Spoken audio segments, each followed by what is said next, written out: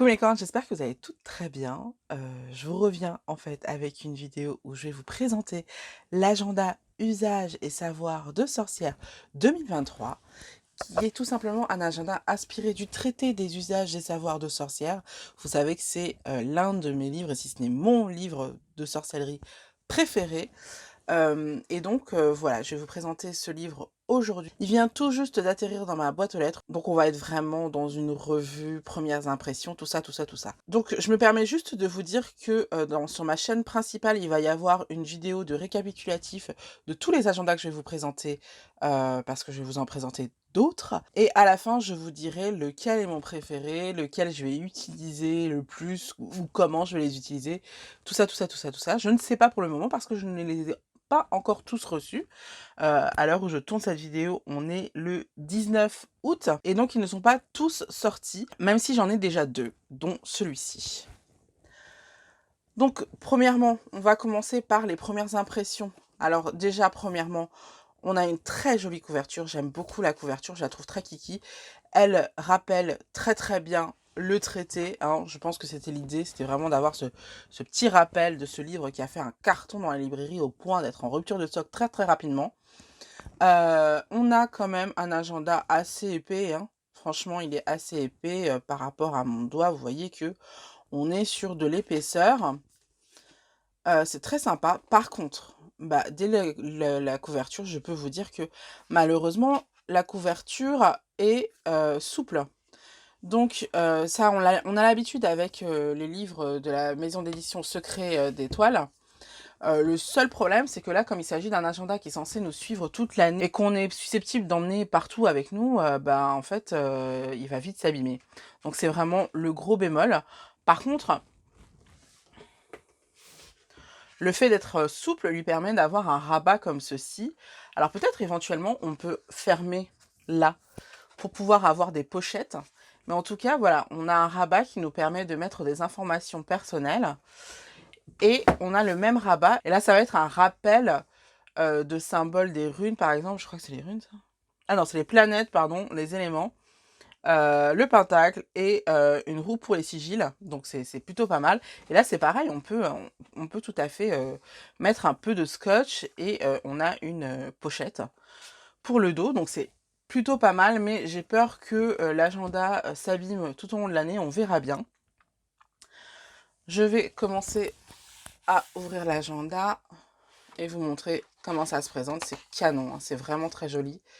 Encore des informations personnelles, là c'est pour au cas où vous le perdez. Alors, si vous le perdez et que vous voulez pas que tout le monde sache que vous êtes une sorcière, vous pouvez toujours mettre dans l'adresse, une adresse d'un café où vous allez souvent ou un truc comme ça. Vous prévenez évidemment le propriétaire de l'endroit où vous mettez l'adresse. Et comme ça, vous pouvez le récupérer là-bas et personne ne sait que c'est vous. Ou en tout cas, vous ne donnez pas vos informations personnelles. Donc, on va commencer. Hop. Qu'est-ce que la magie? Donc, c'est cool. On a un petit explicatif sur la magie. Comme dans tous les agendas, j'ai envie de vous dire. Se connecter aux différentes énergies. Super intéressant. C'est dommage qu'il n'y ait pas... Attendez, je vais vérifier. Ah si, il y a tous les styles de magie. Donc, c'est pas mal. C'est pas mal, c'est pas mal.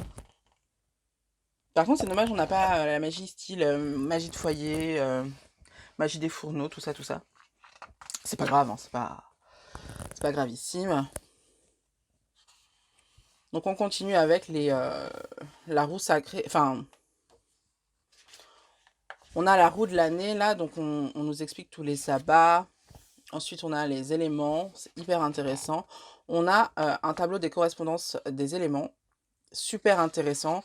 Moi, j'aime beaucoup ça. C'est vraiment le genre de truc que tu recopies vraiment dans ton livre des ombres. Donc, je trouve ça cool qu'il soit déjà là. Les lois de la magie, super important. Je ne sais pas si les lois de la magie sont dans le traité. Alors, attendez, on va vérifier. Parce qu'il y a beaucoup du contenu. Par exemple, ça, typiquement. C'est déjà dans le livre des traités. Il y a beaucoup du contenu qu'on va retrouver dans le traité. C'est l'idée, hein. Évidemment, ils ont recyclé ce qu'on y voit, mais c'est quoi que je voulais déjà? loi de la magie. Loi de la magie, j'ai pas l'impression de l'avoir.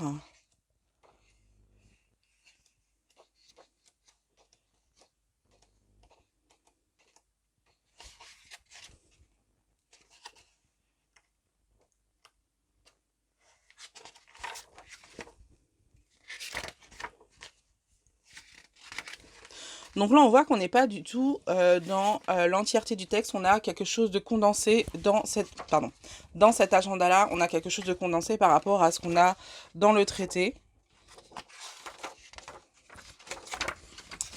J'essaye de voir si on a les lois de la magie dans ce livre. Il me semble que non, ça me dit rien.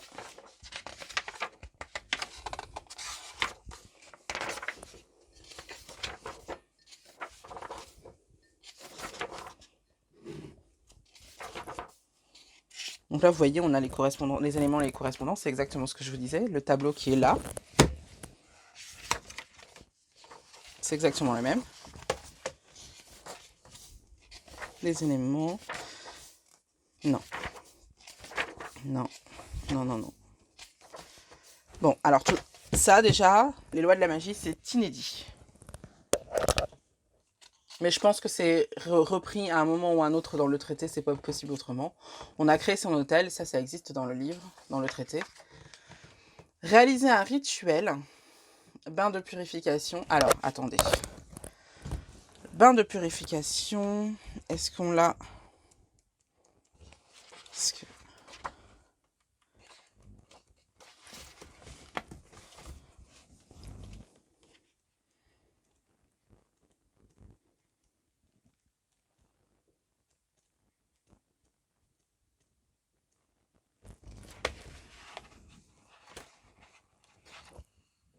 Alors,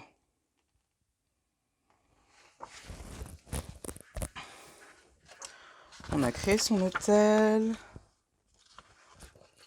Pentacle magique, ça on va le retrouver. Cercle. Ok, là on a les grandes cérémonies.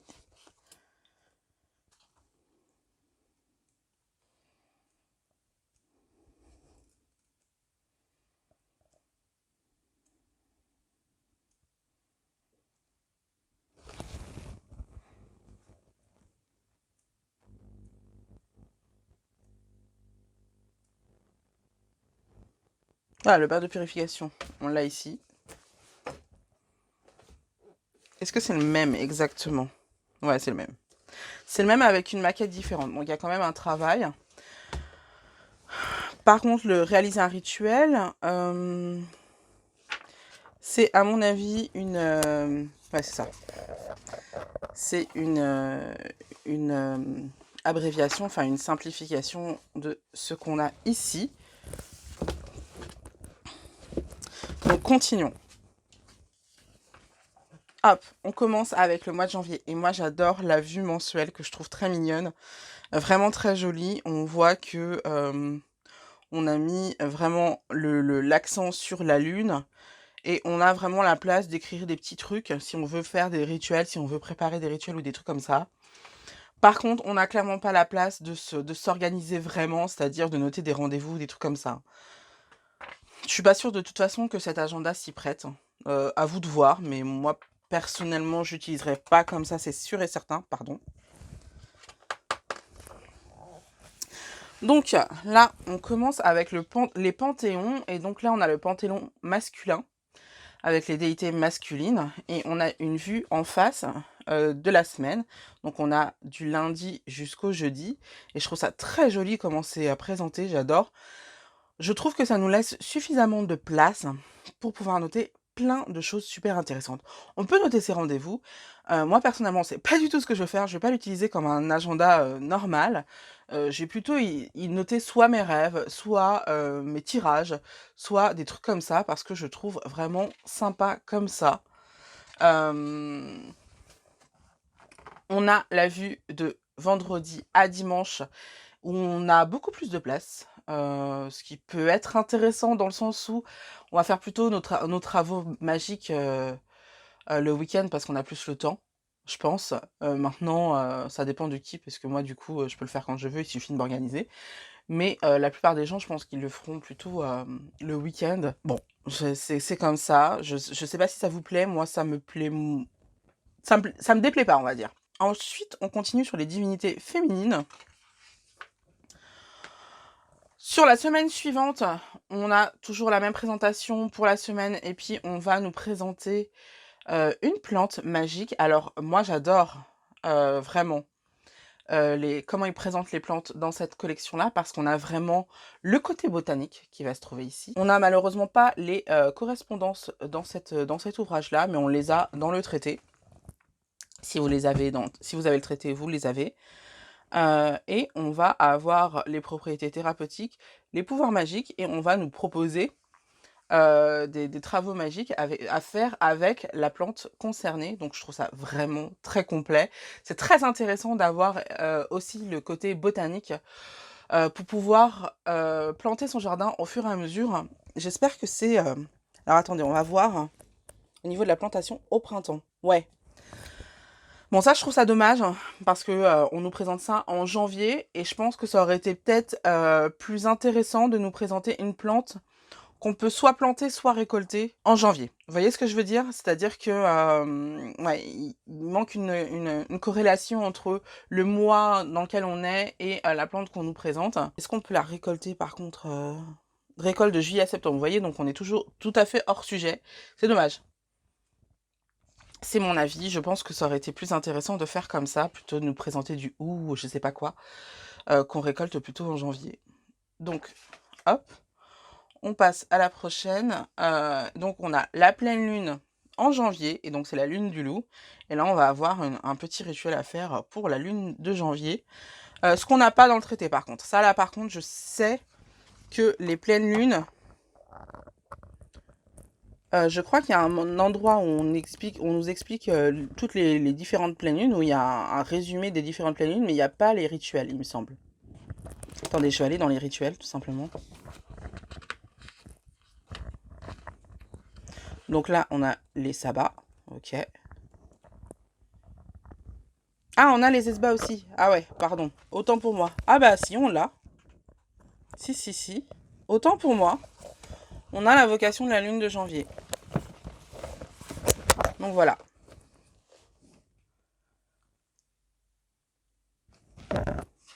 La maquette est différente, mais c'est la même chose.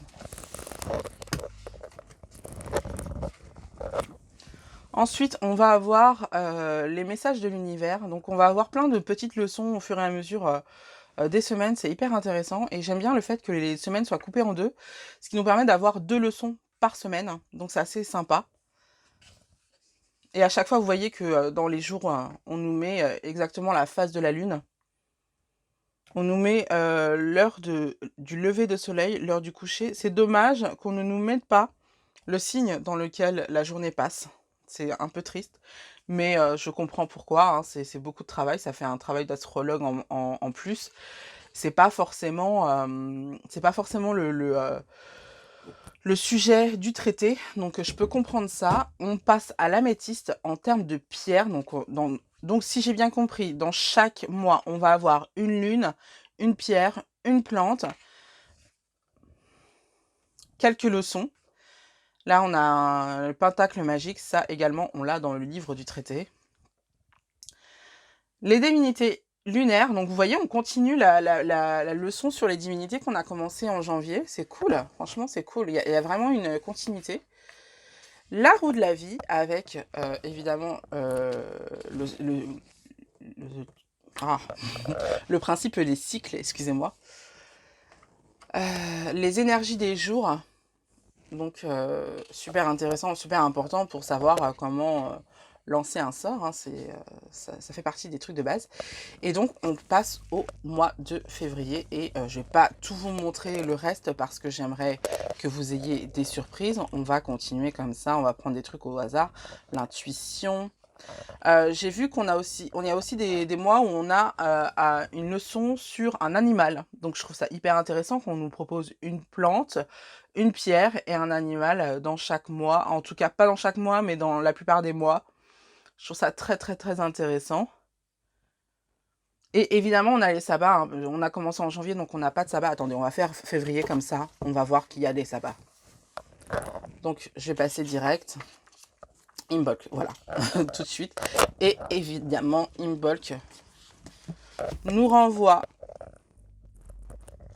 enfin le Imbolc d'ici nous renvoie quand même. Alors attendez, on commence par sa main ici, évidemment, Imbolc. Et là, on voit que c'est vraiment un résumé, mais très très très succinct, de ce qu'on a dans le traité, parce que la leçon du traité est beaucoup plus intéressante et importante en tout cas, et on a un vrai rituel à faire pendant Imbolc, alors que il n'y a pas forcément de rituel dans l'agenda. Est-ce que c'est bien, est-ce que c'est pas bien? Je ne sais pas. Franchement, je ne juge pas. J'ai pas d'avis là-dessus. On continue sur la pleine lune de février, qui est la lune des tempêtes, l'eau de lune, les élémentaux, l'olivier. Pourquoi on me présente l'olivier maintenant, quoi? Ah bah non, là, je comprends pas l'intérêt de nous mettre ces genres de plantes là maintenant, là. Il y a plein de plantes, enfin, qu'on peut, qui nous ramènent à février, quoi. Bref. L'harmonie de la lune, rituel d'abondance. Le rituel d'abondance, il aurait été parfait avec la lune de janvier. Parce que la lune de janvier, ça peut appeler à l'abondance. Et donc, bon, voilà. Vous avez vous avez une petite idée. Peut-être qu'on peut combiner les rituels par rapport aux lunes, aux pleines lunes et tout. On a la calcite bleue. Et donc, voilà. Et ça fait 2 mois que je mens parce que... Ah, là, vous voyez, on nous invite à faire notre propre balai. Et je comprends pas pourquoi on l'a pas mis en... Non, bon, en mars, c'est pas mal aussi. Donc, le cercle, salle magique, lavande, pareil, rien à faire ici. Quoique, bon, c'est au printemps, on commence à être au printemps. Géométrie sacrée, encens, créativité. Bon, arrêtez de me faire mentir, voilà. Il y a un animal, c'est le chat. Bon, là, le chat pour la sorcière, j'ai envie de vous dire, c'est un peu la base, hein, c'est un peu un animal très important. Il y a aussi le loup, il me semble, et la chouette, si je dis pas de bêtises. On va aller tout à la fin, parce que j'ai envie de vous montrer ce qu'il y a à la fin. Donc, on finit l'année avec la lune de décembre, qui arrive fin décembre. Rituel des 3 vœux. Et en fait, on a à la fin un calendrier scolaire pour savoir quand c'est les vacances. Et évidemment, on a un rappel que si l'agenda vous a plu, bah, il faut bien il faut investir dans le traité des sorcières. Et franchement, ce livre est vraiment l'un des meilleurs livres qui existent sur le marché en termes de sorcellerie. Franchement, on y apprend plein de trucs, il y a plein de connaissances qu'on n'a pas forcément. Et donc voilà, ça se finit comme ça. Je vous l'ai déjà dit, je vous l'ai déjà montré. Et là, on a les crédits. Bon, c'est peut-être pas quelque chose qui va nous intéresser. Donc voilà comment se présente cet agenda. Je l'aime beaucoup, même si en tant que sorcière verte, je suis un peu déçue qu'il n'y ait pas de correspondance dans les mois. C'est-à-dire qu'on ne nous présente pas la bonne plante au bon moment. Je trouve ça triste. Mais sinon, cet agenda, je trouve vraiment très très réussi. C'est vraiment un coup de cœur. Maintenant, est-ce que je pense que si vous avez ce traité, est-ce que vous avez besoin de cet agenda? C'est à vous de voir. C'est à vous de voir dans le sens où tout ce qui est dedans, vous l'avez ici en mieux. On va pas se mentir, en mieux expliqué. Mais si vous voulez, au niveau des sabbats et au niveau des lunes, on va vous donner les bonnes informations au bon moment dans cet agenda. Vous pouvez également vous servir de l'agenda pour noter si vous avez fait un rituel, pour noter vos réflexions mystiques ou vos rêves. Ça peut être intéressant. Moi, c'est comme ça que je vais l'utiliser en tout cas. Mais effectivement, si vous préférez avoir un livre des ombres, ce que je peux tout à fait comprendre, j'ai envie d'essayer celui-là et de travailler avec celui-là. Mais il se peut qu'à un moment donné, je craque, que je prenne un livre des ombres parce que bah, il n'est pas exactement comme je veux en fait. Je vous dirai, je vous dirai dans la vidéo récapitulative moi, mon agenda idéal, mon grimoire de pratique idéal dans mon esprit, quoi, qui n'existe pas encore apparemment. On verra avec les autres, mais pour le moment, il n'existe pas. Et donc voilà, c'est un très bel agenda. Si vous aimez le style, si vous aimez comment c'est présenté, franchement, il est génial. Maintenant, si vous avez déjà le traité et que vous préférez avoir un livre des ombres, ça se comprend également tout à fait parce que bah, le traité évidemment est beaucoup plus complet, hein. On peut pas mettre dans un agenda épais comme ça le contenu d'un livre épais comme ça. On est d'accord. Donc c'est même s'il est très très généreux cet agenda, plein d'informations. Évidemment, il n'est pas à la hauteur du traité, et ça, c'est tout à fait normal. Mais ça reste quand même une grosse réussite. J'aime énormément cet agenda, qui est pour le moment mon préféré de ceux que j'ai vus. Voilà, c'est tout pour aujourd'hui. On se retrouve très prochainement pour une prochaine vidéo. Je vous fais des bisous. Bye bye.